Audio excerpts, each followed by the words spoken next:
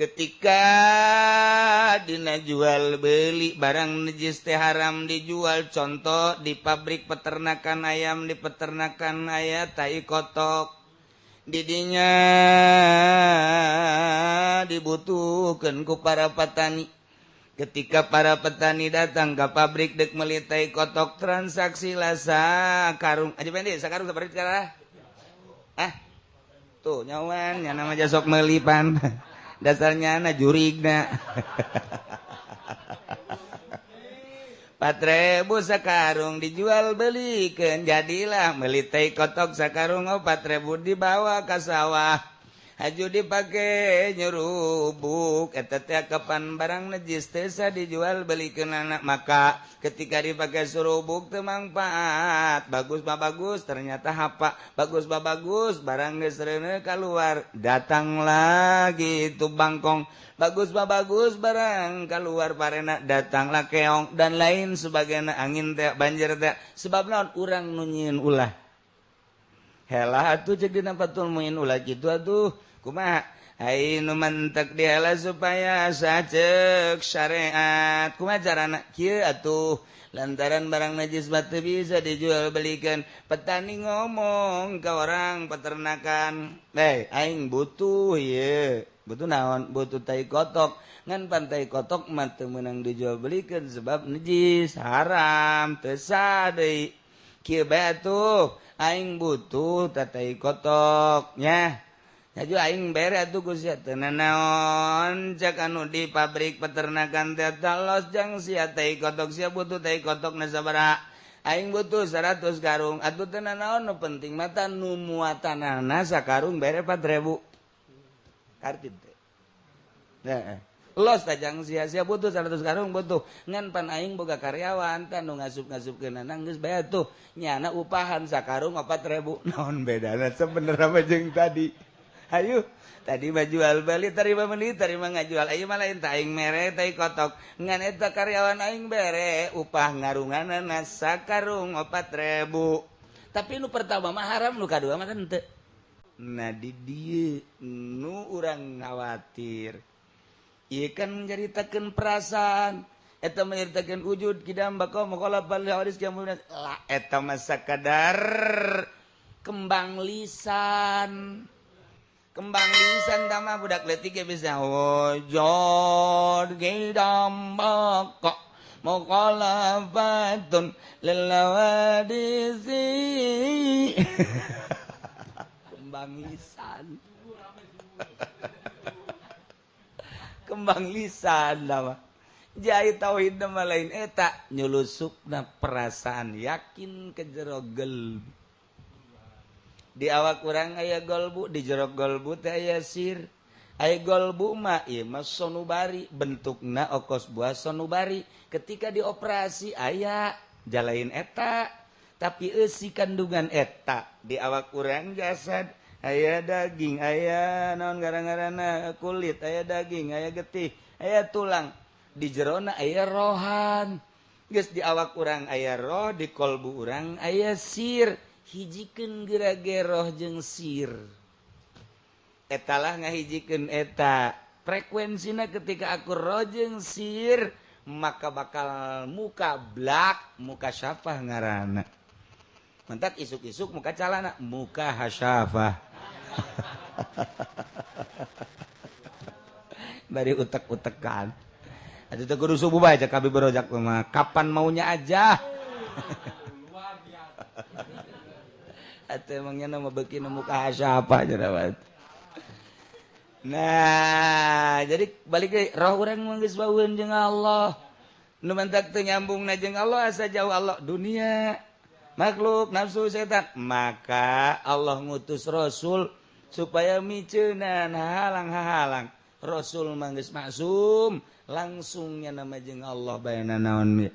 Maka lantaran Rasul uswatun hasanah, Allah ngadamel peniru Rasul ialah wali mahfuz. Lamun wali lamun Rasul maksum, lamun wali mahfuz. Ketika orang bisa itu ngalengitkeun keterjalan dunia makhluk nafsu setan maka urang teh hadir di Allah kamana bae Allah mapib jubati ilallah dan jubak wal kecuali Allah Allah Allah Allah Allah ba. Nah eta lamun geus kos kitu ngaranna berhakikat geus lempangna lain aing Allah diukna lain aing Allah nu salat takbir lain aing Allah Allah bae kabeh hakikat mah jeneng Allah urang ge lamun nyarita bo budak tabrakan masyaallah ai sebabna mah eta ge nyana kenceng teh ieu naik mobil motorna ai hakikat nama tu geus jadi tu nama teh Allah Allah kan urang ge berbicara hakikat mah kitu bae aduh eta budak kawin jeung nu geulis padahal mah jajore beungeut nama ai sebab nama nu mantak eta nyana beungeut jajore kawin ka nu geulis barahan sebab hakikat nama tu geus nang Allah bae ngahijikeun ai ku Allah dibere bogoheun mah sanajan geulis ka beungeut perang atuh bogoh bae padahal mah beungeut perang atuh nang Allah ku ari kamari ieu urang resep kada cincin jante brek dibere resep ku Gusti Allah hese dengalengitkeun anak aya satu rahasia naon rahasiana hanya warasikhuna jelema anu nancep hatena anu dibere nyaho ku Gusti Allah ieu rahasiana ieu rahasiana kamari resep kana cincin ku ari bau resep jasa malah lain sakadar resep ajunyana nampung cincin sanggeusna nampung waduh dijualan kunyana dicek kunyana make nit waduh anu make HP trek anu diadukeun ngagenyai macem-macem kita nangza jadi resep guari tanang Allah isu pageto dipicen deui ka resep hanya Allah segala-galana eta kan hakikat nama nang Allah. Nah urang guari bicara hakikat berarti lantaran jadi wali. Geus lamun urang guari bicara hakikat tinggalkeun syariat namantak eueuh heula jelema nu geus datang ka hakikat mah. Ketika dina jual beli barang najis teh haram dijual contoh di pabrik peternakan ayam di peternakan aya tai kotok didinya dibutuhkeun ku para petani ketika para petani datang ke pabrik dek meuli tai kotok transaksi lasa karung aja pendek sakarung sabaraha sekarang tuh nyawan nya nama jasok meuli pan dasarnya na jurigna 4.000 sakarung dijual belikeun jadilah meuli teh kotok sakarung 4.000 dibawa ka sawah haju dipake nyerubuk eta teh kapan barang najis teh dijual belikeun anak maka ketika dipake surubuk teu mangfaat bagus mah bagus ternyata hapa bagus mah bagus barang geus reuneu kaluar datang lagi itu bangkong bagus mah bagus barang keluar parena datanglah keong dan lain sebagainya angin teh banjir teh sebab naon urang nu nyieun ulah helah atuh ceuk dina patul nyieun ulah kitu atuh kumaha ai nu mantek diheula supaya saceuk syariat kumaha carana kieu atuh lantaran barang najis teu bisa dijual belikeun petani ngomong ka orang peternakan aing butuh ieu butuh naon butuh tai kotok ngan pantai kotok mah teu meunang dijual belikeun sebab najis haram teu sah deui kieu bae atuh aing butuh tai kotok nya haju aing bere atuh Gusti teu naon cek anu di pabrik peternakan teh talos jang sia tai kotok sia butuh tai kotok na sabaraha aing butuh 100 karung atuh teu naon nu penting mah nu muatanana sakarung bere 4.000 kartid teh. Nah, los tajang sia-sia butuh 100 karung butuh. Ngan pan aing boga karyawan tan nu ngasup-ngasupkeun nang geus bae tuh. Nyana upahan sakarung 4.000. Naon bedana sebenarnya mah jeung tadi. Hayu, tadi mah jual beli tarima meuli tarima ngajual. Ayeuna mah lain teh aing mere tai kotok. Ngan eta karyawan aing bere upah ngarunganana sakarung 4.000. Tapi nu pertama mah haram nu kadua mah teu. Helah ngaranna. Nu leuwih hebat deui mah kieu. Pak, ye, you know ye. Iya di karungan, ieu teh kotok. Waduh. Aing butuh karung. Aing mah teh aing meuli karung, ieu sabaraha teh karung ieu karung. Ji teh mah teh kotokan sebodoh teh mah teh kotok ieu pokona mah aing mah butuh karung teh sabaraha teh karung. Karungna 4.000 cek cenah ieu salembar. Heuh geus atuh, heuh tah bos aing mah ngajual karung teh kotokna mah los jang sia. Leuwih mantap kan? Cak aja Fedi bener oge ieu. Je. Tuh jadi dikutak-katik mah ngeunaheun bae. Duh urang lamun nyaho kana syariat mah meunang eta kos kitu. Mang, meuli karung, ya. Kula tadi membeli, tama mangan mutan najis kan, mutan najis itu bisa dikumbat sama karung menang. Kula meuli karung 100 karung, sakaruna 4.000. Eta teh kotokna los jang sia tak bogana. Padahal mah kaler kidul ngulon wetan ge emang teh kotok batai kotok bae. Aduh. Cak ahli hakikat lah baraloon kabeh ge. Anu pertama jual beli bloon lantaran barang najis. Nu kadua ge dihelah atuh jangan nyahoon Allah masih kajen ngomong ka kalar ge kieu ge sia butuh teh kotok blon.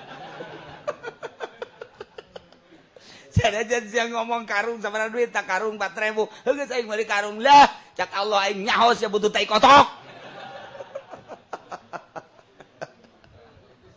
Cak ahli hakikat lah. Guys, teberes. Tuh kan. Kurang lamun ngaji Fathul Muin mah bisa diulah helah. Ketika urang nyaritakeun hakikat haram bae. Geus ahli hakikat mah kan ahli waro haram mbungeun nya nama kos kitu. Je, ieu mah halal. Nah, los ya kakarak datang ka Fathul Muin ngajina. Aing mah geus datang ka Arash. Boh, luhur amat. Sia-sia aing. Pokona mah aing mah teu da. Tuh.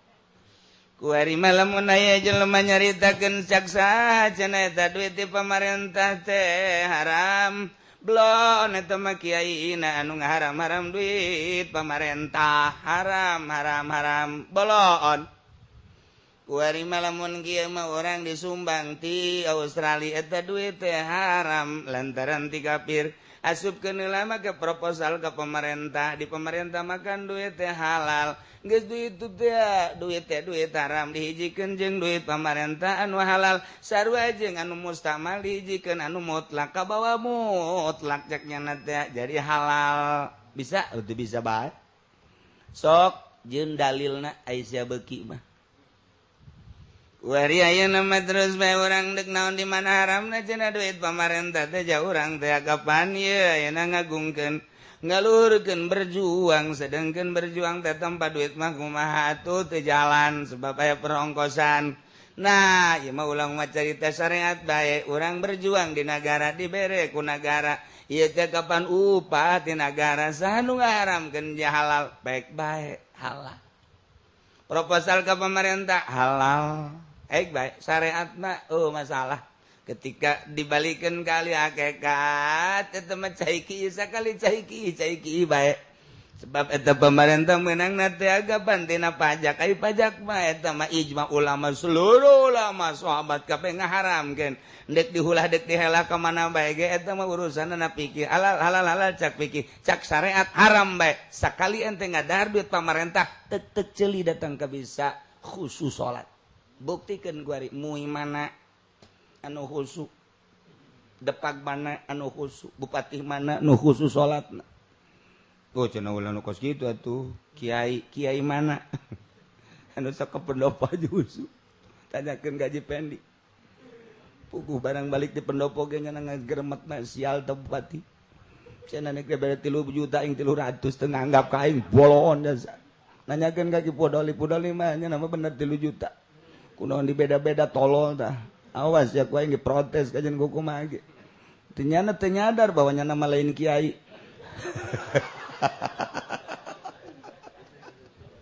Eta maksudna lain husu enak kos kitu tah. Aju orang datang deui diundang ku camat. Aju berkatna leutik. Camat pelit.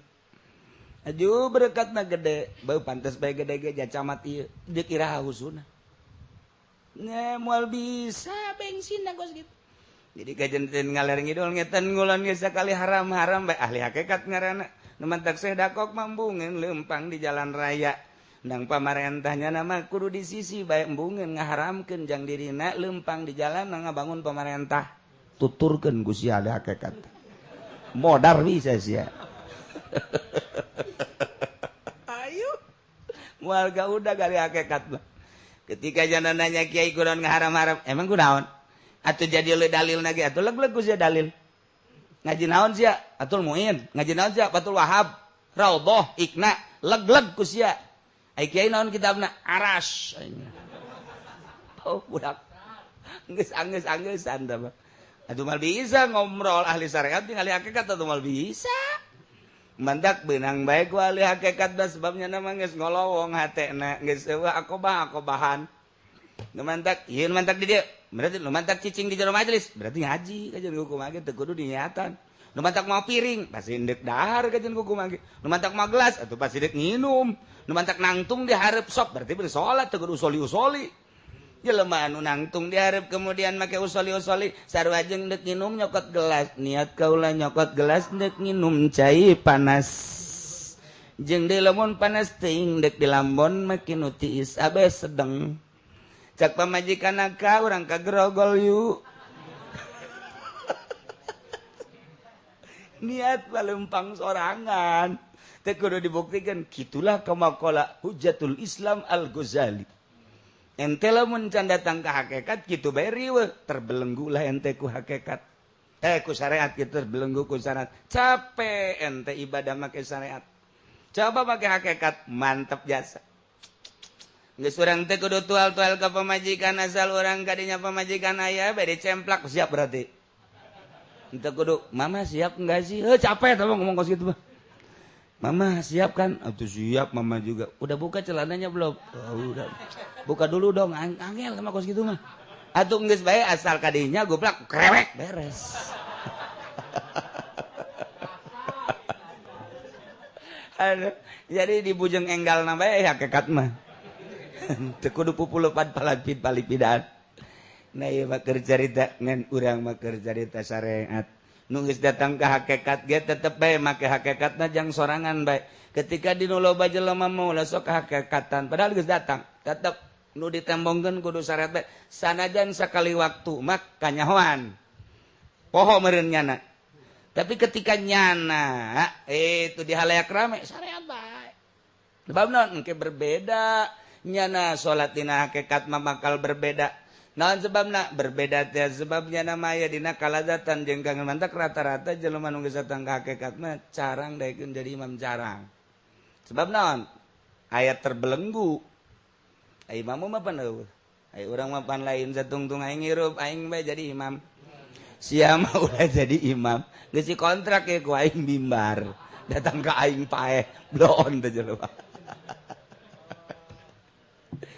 guys panjang dongengna jeung kaharti ge kurang lamun dicaritakeun hakikat mah kaharti bakal kaharti sebab tina roh geus kos kitu tinggal miceunan doang kan cara miceunanna ya dituntun ku guru nu mantek teu bisa lamun guru oh nya roh urang geus wauheun jeung Allah nu mantak teu nyambung kahalangan ku dunia makhluk jeung setan maka urang piceunana tu cintana terhadap dunia makhluk nafsu jeung setan saha anu bisa guru mursyid tungtunlah sebabnya geus dihon ka Allah tinggal gitu doang kan tah rumusna kuari manggeus jadi hakikat manehanana tidak menutup kemungkinan jelema nu geus berhakikat turun deui morosot jadi bersyariat deui lantaran aya gangguan-gangguan kurang kumaha kibar siso nu mantak pamal mapuduana pun jelema nu teu soledat jadi turun deui tina hakikat kana syariat anu mahfudna teh ieu bil harfi ku huruf korenganan ieu teh isyarah kana hakikat aya jelema hakikat bizat aya hakikat bil asma aya hakikat bis sifat maka hiji-hijina huruf nuduhkeun kana ngabedol tina hakikat aya anu kaluar hakikat ku sebab bil harfi hurufna min teh manana ibtidail goyah lamun ila manana intihail goyah saeutik pisan kurang lamun digunakeun kana ibtida fil makan kitu kana intiha fil makan geus atuh aya jelema wali kagoda ku min min ibtidaul goyah timimiti ku ibtida padahal menyenang geus nguat-nguatkeun maneh aya dina hakikat nikmat tapi turun deui contoh nama ya jelema geus geunaheun jasa sanajan can datang ka hakikat nyana balik di pondok magan ngaji jeung santri nikmat luar biasa ka imah ka majlis ka mushola ka imah ka majlis ka masjid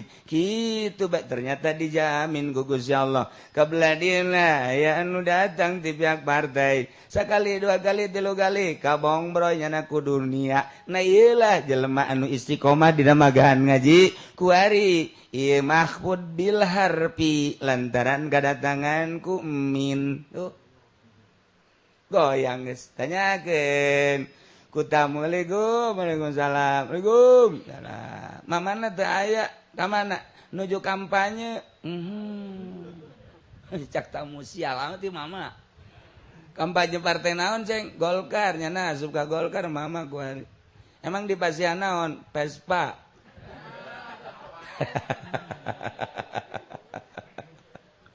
wartosna mah cenah hayang Avanza ngan duka kumaha ke maksudna transaksina maksudna jahayang ngali cenah eta ge atos ti Vespa mah kana mio atos ti mio hayang Avanza nembe ka peser sedan butut teu leumpang sedan bututna hayang Avanza entos Avanza hayang kawin deui waduh dimrotin jamilatin eueuh nu ngaminan Allahumma zawidni imratan jamilatan eueuh nu ngawinan jang nyana doang sorangan. Nah, iya. Kaganggu. Udah mantak mah. Mayufadu bimin wa ila. Nah, iya lah min isyarah. Kana ngaganggu jeung ngahandapkeun kana kahakikatan. Nu mantak lamun teu diperangan sampai paeh. Cek Kangjeng Nabi, urang mulai ku hadibil jihadil akbar setelah jihadil asgor. Perang di medan laga masa kedeng mungkin sapoe, mungkin 3 poe, seminggu, setahun, tapi merangan nafsu mah ila khurujir ruh. Ngagilak setik turun. Ya Allah. Namentak makin gadituna makin embung gaul jeung jelema, makin gadituna makin nyorangan tapi jelema makin memburu. Aya naon sih nyanana embungeun tapi diburu ku jelema, aya rahasian di jerona nyanana hayang jeung Allah bae. Urang teh pan aya 2 malaikat disebutna malaikat hafadzah. Dikatuhu aya dikenca aya ke asal magrib asar. Nu ieu naek ke turun jang nu peuting disip sarua malaikat ge disip. Aya sip 2 nya ge sarua. Oh, malaikat peting malaikat berang-berang ya taqabuna silih ganti nu berang-berang nu peting-peting ka eta teh malaikat hafadzah ngaranna atawa sok disebut kiramul katibin malaikat pencatat tak eta malaikat pencatat teh ya moal pisah-pisah jeung urang kecuali 3 hiji ketika urang junub malaikat hafadzah atau kiramul katibin ngajauhan urang sebab kaambeuna hangru awak urang mun urang junub mantak urang lamun hayang dibarengan sanajan urang kitu junub wudu urang gak masalah tuduh abeh malaikat tetep aya di urang nomor kedua ketika goid ketika urang ngising malaikat embungeun cek nya aing embung ka tempat bau-bau kos kitu cek malaikat lain parantina tuh aing mah embung nya nungguan di tukang di luar ke lamun urang geus beres ngising nak karak nomor katilu ketika urang jima jeung pamajikan ketika urang jima jeung pamajikan nyana mundur sebab nyana embungeun kos kitu embung aing mah kos kitu mah urusan sia teh kos kitu mah wah beres eta malaikat embungeun. Nah disalian eta terus bae jeung urang naon bae dicatet tak ieu mentak istahyu cek Kangjeng Nabi sing isin maraneh kabeh ka malaikat nu aya digigireun maneh geus urang jaga lantaran nyana selalu nyatet ka urang sing isin ulah sok sataranjang sebab jana embungeun ngabarengan urang sataranjang lamun aya jelema make carana pokek sakieu eta malaikat ngajauhan embungeun bung jakeun aing meneuleuh-neuleuh kos kitu tah teu hayang kontak ulah rapi tuh kan ya wala taksibu kullu nafsin illa 'alaiha. Jadi jelema anu ngalaksanakeun dosa kembali na kanyana keneh. Nyana musyrik jang nyana kafir jang nyana munafik jang nyana maksiat jang wala taziru wizra ukhra wala taziru waziratu wizra ukhra wala taziru mual bisa nanggung nafsu nawakawakan waziratun anu berdosa wizra ukhra kana dosa nu sejen boro-boro nanggung nu batur pugununya naga setengah eugeg dosanya dosa urang teu bisa dosa urang ditanggung kunyana boro-boro dosa atuh cangkilang di urang ge ku ari urang dek Mekah reb urang babawaan tas gede geus puguh di kabin kemudian atuh tas letiknya aya dua kemudian tas paspor di dia hiji bebelian segala kapal segala naon boh rebo sakumaha tas balik di Vietnam balik di Mekah tah itu babawaan nu katuhu aya nu kenca aya nu digantungkeun di dia aya boro-boro ndek ngabantuan nu sejen pugununya lagi teu kabawa tak ieu keur carita babawaan di dunia teu bisa atawa aya jelema manggul ini sakintal nu urang sakintal deui pangmanggulkeun deuk kumaha manggulna pugu ai ge sakintal teu kabawa kabeh sakana ieu aya keneh ditunda sia yang dipangbawakeun teu bisa ta eta keur carita babawaan bae kos kitu nah ieu di akhirat dosa urang ku urang dosa batur ku batur teu bisa dosa batur ditemlekeun ka urang dosa urang ditemlekeun ka batur teu bisa wala taziru teu bisa nanggung awak-awakan nu berdosa nanggung karena dosa nu sejen teu bisa kusorangan lah eta mah masyaallah malah mah kahadean urang anu bakal diserot ka batur ketika urang ngalaksanakeun zalim urang puasa urang salat urang zakat urang haji tetapi ternyata urang pernah ngazolim batur nah yang ke di akhirat di sidang begitu di sidang teh salat urang bagus zakat urang bagus segala rupa urang bagus jol bae jelema anu dizolim ku urang teh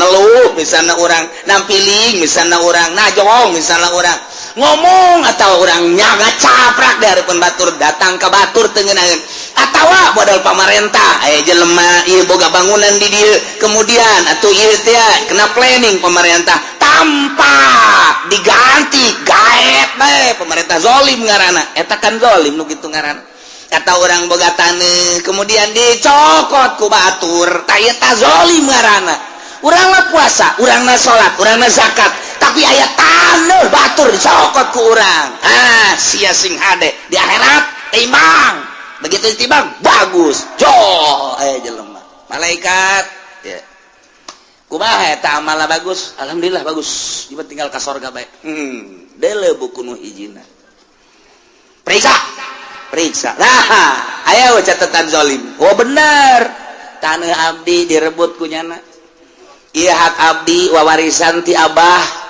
kemudian ku nyana bae dicokot abdi geus merengek-rengek abdi boga anak boga incu abdi teh hayang ngajual demi untuk kelangsungan kehidupan anak pamajikan jeung incu abdi tapi dikuasai ku nyana zalim perhitungkeun malaikat perhitungkeun di dunia abdi teu bisa memperhitungkeun lantaran nyana gagah jasa teu beurang carana golok geus aya di bibir abdi jawara jana mah kuari jajawaran hai siap pokona mah tanah abdi ayo hitung ini kumaha perhitungkeun kumaha miskin aya kumaha waduh ieu mah kadzaliman ieu geus kieu kudu kuat teh ya kahadeannya nah ka dieu keun salat kakak cokot ku adi haji kakak dicokot ku adi jazolim kanu teh sahektar makan pan kali 5 juta pan semeterna beuh pohar biasa di mana 5 juta lah ngomong lah 5 juta bae heulana tuh kan dicokotan kabeh tinggal kakana bae atuh beak ieu mah beak itu kabeh bahkan cek malaikat kabeh ieu kahadean geus dibikeun ka dieu masih kurang keneh nah lamun kurang keneh kos kitu kagorengan abdi teu beuleuh keur kanyana kabagusan gajaran-gajaran kakak cokot ke adi ya kagorengan adi lantaran kurang kene iya baik ya nan gitu karena dosa-dosa adi lah bikin kanyana germah dicokot keadaan ditemblehan ku dosa muplis karena cek Kangjeng Nabi manil muplis mah engke nu datang di akhirat ganjaran ada dibikin kanu ngazolim dah naon gitu era dosa nu zalim dibikeun kanyana yes tinggalnya nu kana neraka tinggal ieu bae ngeunaheun si adina ai surat dadah kakak sorga tinggal kakana bae ngeukeun ka neraka tah eta mun carita jeung kakak carita jeung tetangga carita jeung dulu mantak ngeunaheun urang mah lamun ka situ aya nu dicokot ku batur asal bisa mawana bae di akhirat sia ku aing geus beres orang tetap orang boga motor jalain ngeridit yang main beli asli jasa cokot ku batur tinggal orang hak laporan ke polisi kena bakal waduh leungit embe kudu bayar ku sapi mah bakal polisi di Indonesia mah kos kitu leungit embe urang bayar ku sapi malah geus saya ngomong ka kiai bae geus ka kiai ge atuh sapira kiai lah nyaho manjur nyaho teu doana geus beres geus bae tu ngenanangkeun pikiran bae geus dah geus sama uang ge di akhirat nah engke di akhirat timbang malaikat poswan saya mana poswan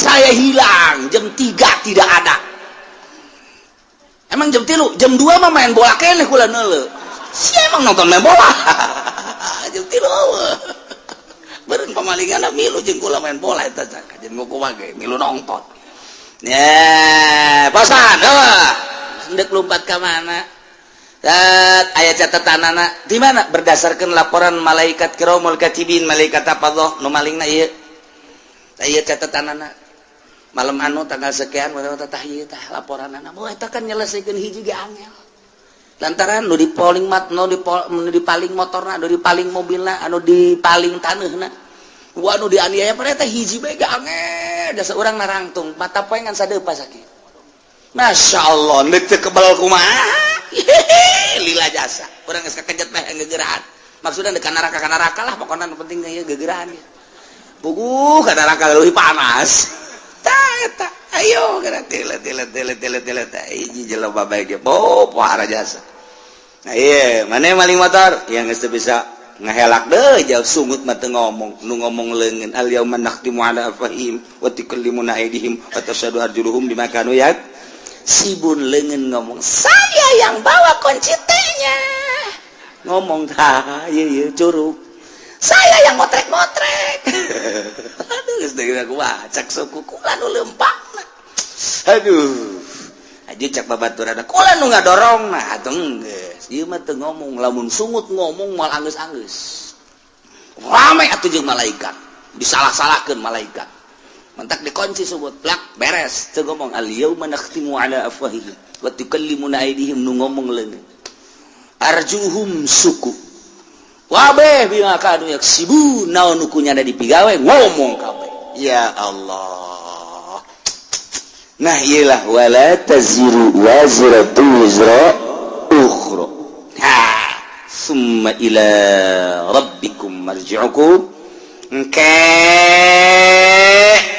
bakal babalik kabeh ke pangeran fayunabbiukum bima kuntum fihi takhtalifun Allah bakal ngabejer beaskeun ngajelaskeun kana naon nu ku aranjeun dipermasalahkeun diperdebatkeun kitu ikhtilafkeun dipacentraungkeun cak Yahudi pangeran teh Uzair cak Nasrani pangeran teh Isa ibnullah Tritunggal cek Sinto pangeran teh Panon pe ieu bima kanu yaktalifun bila kuntum fi taktalifun nu kuarina diperbeda-perbedakeun dibeda-bedakeun diperdebatkeun tentang pangeran cek ieu Uzair cek ieu Isa cek ieu Maryam cek ieu kitu Panon poe cek ieu mah batu cek ieu mah kayu engke bakal kanyahoan penjelasan langsung ti Gusti Allah ketika urang babalik ka Gusti Allah urang mah kuari alhamdulillahirabbil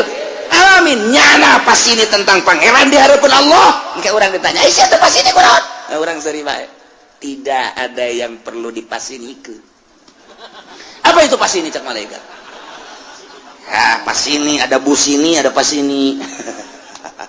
Saya tenang-tenang aja. Kula macak malaikat kon teu pasti henteu kula mah. Aslina kula mah marji'ukum fayunabbiukum bima kuntum fihi takhtalifun. Abdi mah memang geus ka Allah. Oh. Tuh nu pas ini mah anu mangeranan ka Uzair ibnullah, nu mangeranan ka Isa ruhullah, nu mangeranan ka Maryam anak Allah, anak awin ta Allah. Anu mangeranan ka panon poe, anu mangeranan ka batu, ka kayu, ka makhluk. Tah eta anu bakal dibejakeun ku Gusti Allah, nu dipasilikeun. Tah eta teh nu asli mah Allahu akbar. Allah alladzi khalaqas samawati wal abdi mangeranan ka Allah. Oh, tenang urang. Mata urang neuleuh nu pasini engke di akhirat teh urang mah tenang we, kalem. Paje. Ngana si Rudin ke mah tenang amat. Tenang. Kolot-kolot tenang. Dek naon tuh di pasinikeun. Itu batur keur pasini. Kula menungguan lawang sorga dibuka. Wah, aki-aki sombong sih aja. Tuh kuari mah sombong ge wayahna cek kieu. Senang kuari mah sombong ge cek kieu. Jadi sih mah aki-aki anu sok ai jumahna isuk-isuk teh gawe sih maki. Gawe naon teh mah ka Allah, pangeran Allah, kuari nu bogana Allah, anu ngetaratur ka segala rupa Allah. Ye sagedeung deui ieu mah deuk bawa ka sorga ku Allah. Aduh aing hanjakal teu kosia we ki. Ye, kuari si hanjakal. Baheula sia aing hayang ngabonceng Gusti teh dibawa pan. Kuari kakara kerasa Gusti ya. Engke mah bakal yang jadi aki-aki. Anu nurut teh nuju mana isuk bae nuju mana 11:30. Tapi 11:30 ge lumayan kene sih, endog-endog bae meunang.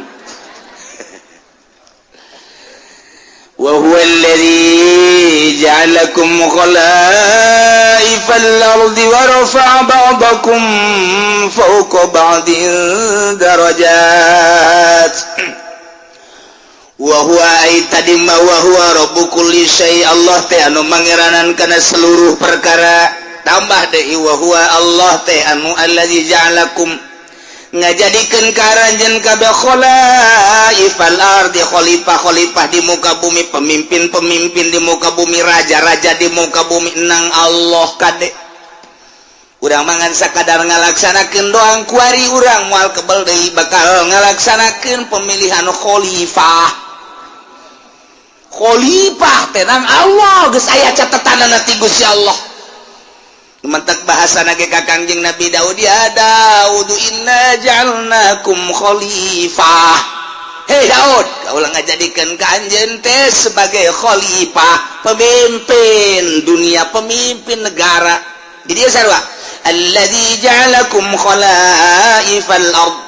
Allah teh nu ngajadikeun khalifah-khalifah nu mantak tergantung kumaha Allah bae. Negara neuk dikacrutkeun, neuk dicilakakeun. Allah mimpin ka eta negara, nyadiakeun pemimpinna anu zalim.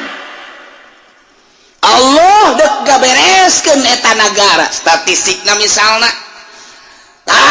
penataanana dan lain sebagainya, Allah mempersiapkan jelema anu jujur bagus, anu pas jadi pemimpin. Jadi geus dipersiapkeun ku Allah, urang tinggal ngalaksanakeun bae. Seperti orang pemilihan Banten, kiai kurang kumaha haram milih pemimpin awewe teh haram, malah didobat pan ku kiai-kiai keneh adu argumentasi. Eta teh maksudna emang Allah deuk ngajadikeun pemimpin Banten sebagai konde anu zalim. Kos kitu pan, kos kitu teh kajeun tinggi halangan ku bae ge moal bisa dalil, tinggal dalil unggal pengajian kiai nyaritakeun haram milih awewe, haram milih awewe, endahan kiai ngajakan ka awewe. Atuh geus kitu we eta Allah teh deuk ngajadikeun Banten teh Banten redup. Banten redup ngaranna teh. Lain Banten bersinar. Banten redup. Oh, kuari mah lain redup deui gua ledeg. Ieu mah kuari mah Banten gludug geus lah, geus redup deui. Wah beh, kuari mah ngararingkuk. Tuh, tinggal kipu deui be empot-empotana. Aing kapanggil ta moal, aing kapanggil ta moal. Tenang pun, moal pun, kalem ae. Aduh, Masya Allah, lainnya na bae, loba. Tuh kan, iya sih ta. Asal ku Allah dek dijadikan pemimpin kos gitu. Cek Kangjeng Nabi ke kos gitu. di mana Allah untuk menghendaki satu negara bagus, Allah bakal munculkan pemimpin nu bagus. Ketika Allah menghendaki negara itu kacrut, Allah bakal nyadiakeun pemimpinan nu kacrut. Jeung dikahayu-hayukeun ge teu bisa bae, dihayu-hayukeun ge titah ngabagusan teu bisa bae. Geus ka dieu bae belokna.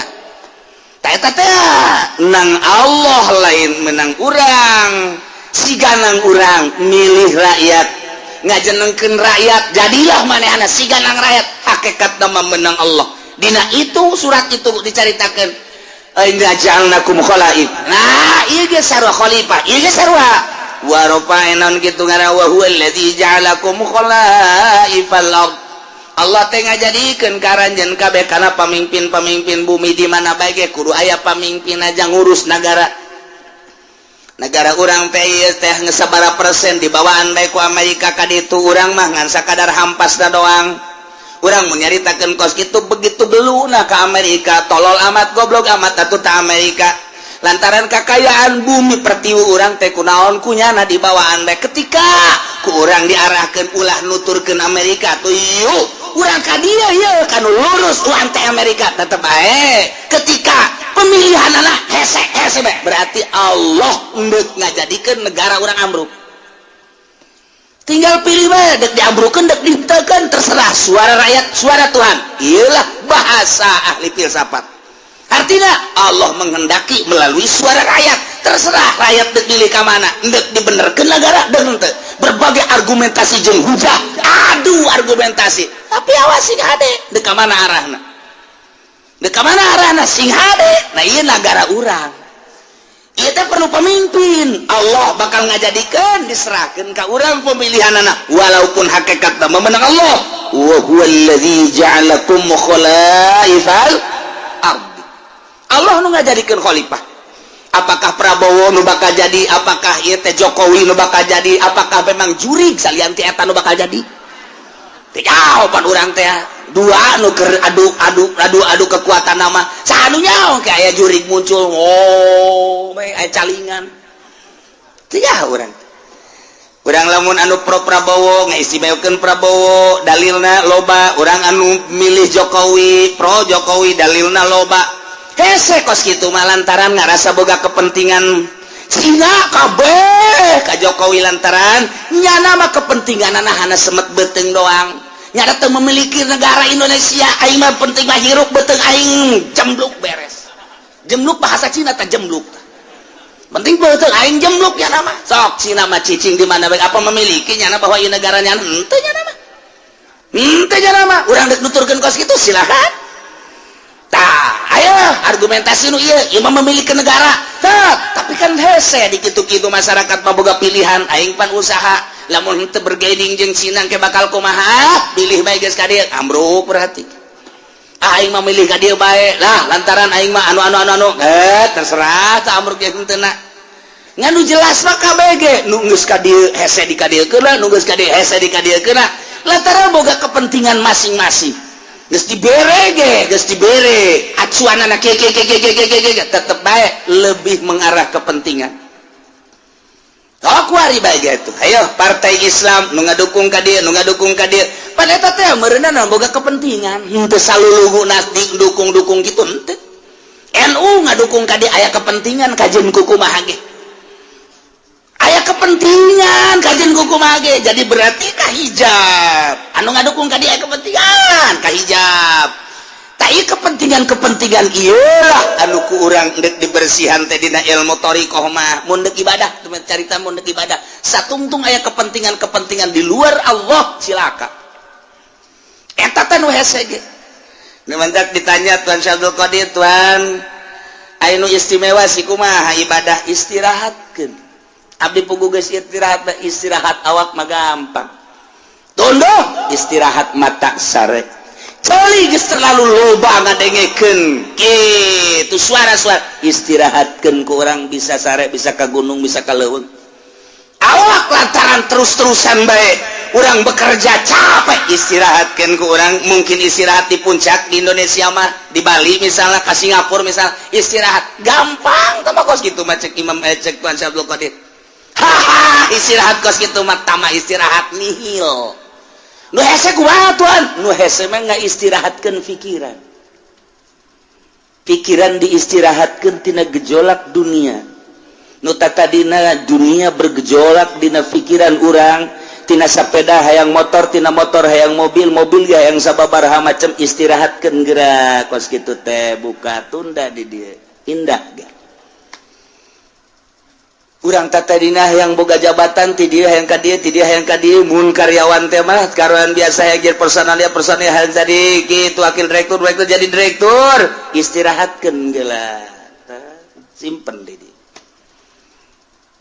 segala rupa istirahatkeun urusan duniawi istirahatkeun ka Allah keun hiji kumaha carana tuan carana gampang nuku urang diangan-angan nuku urang dipikir-pikir soal dunia eta teh fana rusak bakal ditinggalkeun urang bakal ninggalkeun dah ima nyana ninggalkeun urang ti heula wa ima urang ninggalkeun ti heula nu jelas mah kabeh ge rusak disebutna fana masa sih urang udag-udag nu rusak nu bakal ditinggalkeun maningat ge urang udag-udag anu bako pikiran orang kanu maha bako Allah subhanahu wa ta'ala awalun bilam tidak wa akhirun bilam tiasok lempengkeun geura ka Gusti Allah angan-angan piceun timpen di dina tah istirahat eta nu hese mah istirahat mata mah reup hees istirahat ceuli mah gampang malah istirahat mata mah bari ngaji ge loba toel kuda sia ngaji istirahat obat mah nu kos kitu mah istirahat mata istirahat ceuli istirahat awak gampang cek Tuan Syekh Abdul Qadir nu hese istirahat angan-angan jeung pikiran lamun eta geus bisa diistirahatkeun tek ketika ayana naon aing keur istirahat ti kos kitu ayalah tawaran jabatan teu aing keur istirahat aya tawaran awewe teu jore tapi aya ke harapannya eta tolol teu goblok istirahat setengah-setengah tahu istirahat Masya Allah urang lamun geus bisa ngaistirahatkeun kos kitu mata hate ka Allah akhrij hubad dunya min qalbika fa inni la ajma'u hubbi wa hubad dunya fi qalbin wahid kaluarkeun geura hubud dunya dina hate lantaran cek Gusti Allah aing moal ngahijikeun hubud dunya jeung hubbu ka aing di hiji hate kaluarkeun nu mantap diibaratkeun ieu teh awa iktea okos kitu non ngaranna okos belantara teh urang leumpang ninggalkeun belantara srut geus ketinggalan ta dunia hiji keur ngahareupan akhirat kuari urang aya di ranah akhirat ternyata ranah akhirat ge masih kena hijab kene tinggalkeun teu kanyunieun akhirat geus ninggalkeun dunia ninggalkeun akhirat kuari urang kanu nyieun dunia jeung akhirat Allah mun geus kadinya indah jasa eueuh kabungahan kecuali bareng jeung Allah eueuh kasenangan kecuali bareng jeung Allah kieu bae sih kuari kieu ye urang lempah babarengan jeung nu boga pabrik egel waduh egle geus kuari bae egle geus urang babarengan jeung nu boga di pasir teh pabrik naon garang-garana Gajah Tunggal urang ka Jakarta ka Bandung bareng merasa bangga sebab naon ieu nu di sisi urang teh nu boga Gajah Tunggal deuk ka restoran mana tinggal deuk ka hotel mana tinggal reup deuk hiburan nu mana tinggal daek sebab nyanalah nu sugih menanggulangi urang aya satu kebanggaan nu hayang bangga woi pohara jasa atau urang babarengan jeung nu boga lipo dunia san urang bae kabeh ngontrak aing doang pohara jasa eta keur carita dunia bae urang nu hobi jabatan gila jabatan bareng urang jeung bupati satu kebanggaan kiai nu babarengan jeung bupati teh ngarokona ge geus lain wah eta jenama overdosis eta overload aduh kabeh kadeulean ku batur aing kiai keur bareng jeung bupati bangga jasa naek nyana jeung menteri dua ngarokon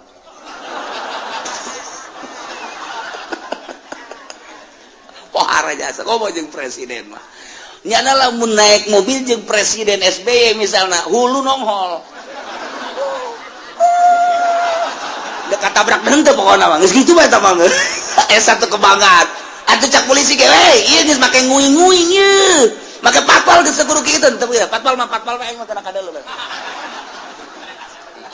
tolol tah pajen we eta da satu kebanggaan turun teh jeung presiden eta dunia tah mah urang mah kuari bangga jeung nu nyieun langit bumi katutna jeung Allah masya Allah karim anu sugih papadana anu gagah papadana beunghar papadana anu sagala-galana tandingna kok teu bangga sih jeung Allah masya Allah mentak hanya wali-wali Allah lah anu seuri sorangan sebab ngarasa indah duaan jeung Allah senyum sorangan bunga jeung Allah batur mah boga mobil riweuh rusak kudu ka bengkel bensinan tetap sekiru Lexus tinggal Lexus baby band tinggal baby mogok bae kajen kukuman tapi urang mah jeung Allah ketika babarengan jeung Allah geus teu kudu naik mobil Lexus baby band kanon gitu ngaran mobil-mobil mewah teu kudu hayang ka mana sia cak Allah teh abdi mah hayang ka Mekah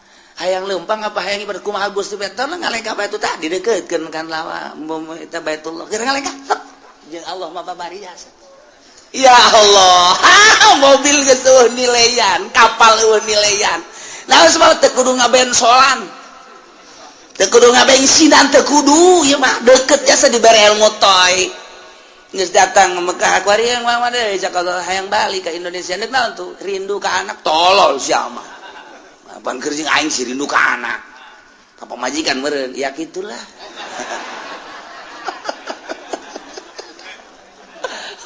dek jalan mana tuh cek Allah teh seakan-akan gitu dek jalan luhur cara manuk dek jalan handap sapatala cara Syekh Mansur atawa dek jalan biasa bae darat nyangakeun we kumaha Gusti bae ajar darat batu perem deukeutkeun mobil teh leka tek datang perlu mobil geus henteu kapal teu perlu jeung Allah bae lamun geus urang deket jeung Allah teh tah lelengkahan dek ka mana bae ge masyaallah karim tah mah gilir ge geus kudu make mobil gilir kana kolot kana ngora aduh mantep jasa geus cek nu kolot isi juri tah lain bagian di aing aya di aing ge keneh teh cek nu ngora kitu keneh ieu mah jurig beureun kajen kukumaha ge jadinya mah kadang aya kadang eueuh wah makajan kuku mah ge aya mbah jambrongan ieu mah cenah mah ayo geus deukeut jeung Allah mah ngeunaheun jas masyaallah karim lamun Tuhan Abdul Qadir buka jeung muridna aya 40 di ditu aya bisa kos kitu teh Gusti Maha sagala-galana ya Allah tinggal urang deukeutkeun Allah deukeut jeung Allah miceunan dunia tah nah mata cek tadi ge istirahat mata gampang istirahat ceuli gampang istirahat awak mudah nihil tah kos kitu mah istirahat angan-angan jeung pikiran nu lain ka Allah istirahatkeun mun eta geus bisa mantep mantep orang dakwah ka Gusti Allah ngajak melalui Al-Qur'an hadis ketika aya nu mawakeun proposal tidak saya sedang istirahat mabur sia ka ditu leutik istirahat ke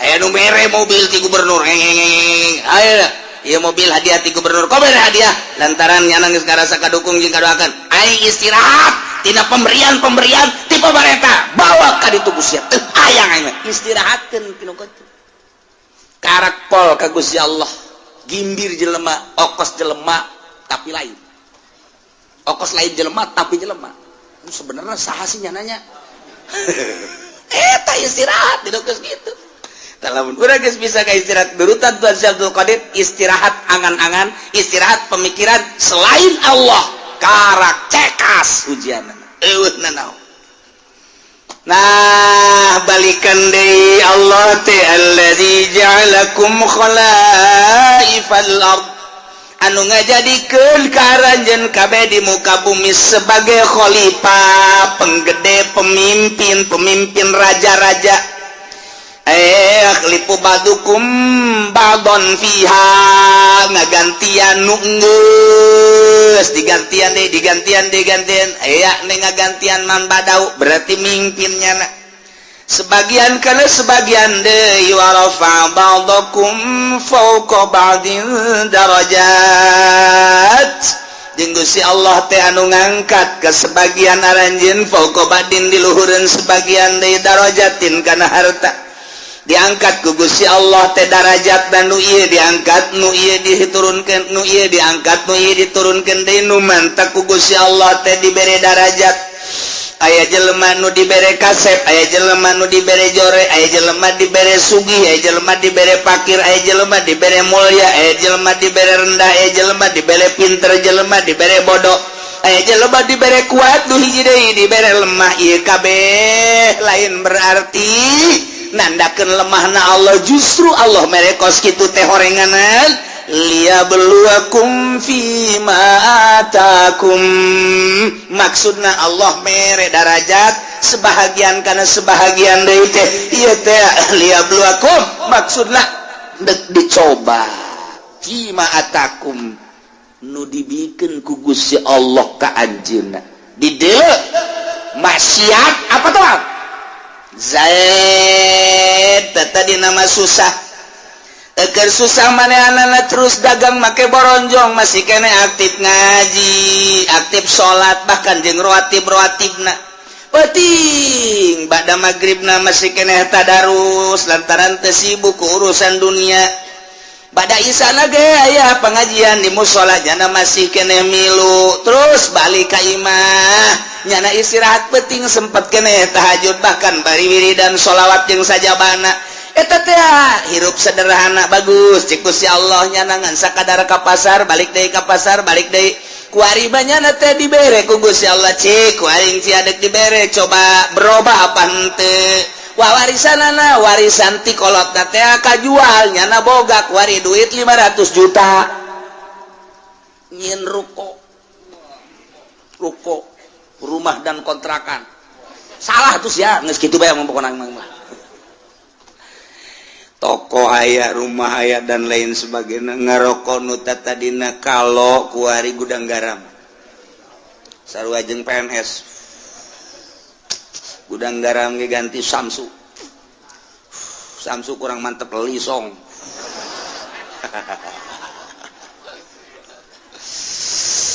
atuh kuari mah bajuna geus sing ciripit lain deui kamari malah di bawah sederhana beuh kuari mah geus mantap jasa bih kuari mah mobil lagi Fortuner 500 juta tuh pohara jasa geus kajieun ruko jeung boga mobilnya ngadean imah kotrek aya beh pohara jasa kakembangan di sisi imana aya segala rupa yang geus 500 juta ditanya geus dilok nembalan kuari dah nanya paling gain dibere hatena geus juare geus julid hatena geus julid ustad ajae ka mana bae pantai ulah ngomong atuh ngaji mah ngaji bae gua gawan disapeker ngizin mesti lok ngaji masalah nanyana lok ngaji malaikat anu sok nulisan tahajud geus istirahah kuari cek malaikat aing teu nulis tahajudnya ana ieu ke pasar geus ganti pan kuari mah geus henteu waduh Jumat adzan karak datang bahkan kadang-kadang di jalan kene kagok teu Jumat waduh geus kuari mulai salat dan teu bergaul jeung nu leutik teu kuari mah masyaallah kan nelayan dahar ka jati ka nelayan ditanya kok siapa kajati bae sih ngeunaheun aing pelayana pingpingna parutih anu di imah letang hideung ada geus boa mulai geus kadang-kadang pan dipencetan gitu kan ngeunaheun urang mah dahar dipencetan gitu di imah papan hayang cai bae nyokot bae sih kos begeleungeun kadadengekeun asana kaceuli bari wae geus jadi raja kuang-kuang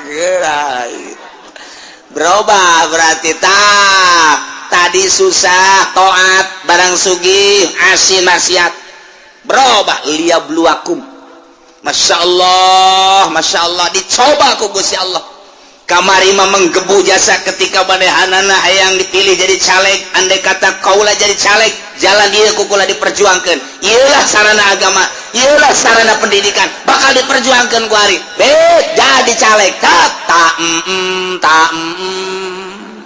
kapan ge henteu caleg teh ku galedeg kitu teh caleg dicoba lia beluakum ngeuk dicoba ya kamari mah kerja di santri kene masyaallah nya teh masyarakat luar biasa ih indah jasa kadeuleunan mah jasa dahar ge pohara jasa lah ditetep doang di luhurna lauk tembang beuh mantep kadeuleunan sakitu jeung tembang doang ge jeung jengkol bae jeung aya bae cabe dirinya dirames di dieu sambelna ge henteu digocoden teu geus langsung bae nya mah ieu tah multidimensi sungut teh nya bari nyambel di dieu bae geus tapi bareng tas daharna waduh kesangan ngunaheun nuduha kaburu ngaji kaburu salat kaburu jeung masyarakat jeung babaturan ngan keur susah barang jadi kiai